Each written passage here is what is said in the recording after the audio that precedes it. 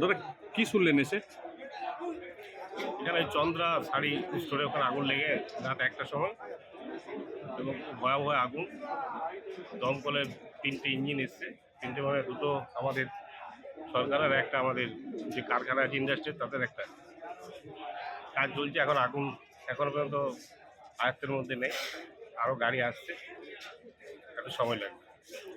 কিন্তু তো আমরা যেমন একটা জিনিস দেখেছি যে আগুন লাগার পর হয়তো রানীগঞ্জ নাহলে আসানসোলকে আমাদেরকে খবর দিতে হয় এই আগুন নির্মাণের জন্য। দীর্ঘদিন থেকে শুনে আসছে যে যেমন একটা ফায়ার স্টেশন হবে, কিন্তু এখনো পর্যন্ত হয়নি।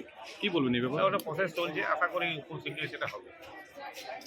আমরাও লেগে আছি এবং আমরাও চাই, আমাদের এটা দীর্ঘদিন আমাদেরও দাবি আছে যেটা ফায়ার ব্রিগেড এখানে করার, এবং তার জায়গা সব কিছু দেখা হয়েছে, সব কিছুই আছে। কিছুদিনের মধ্যে আশা করি সেই কাজ শুরু হবে।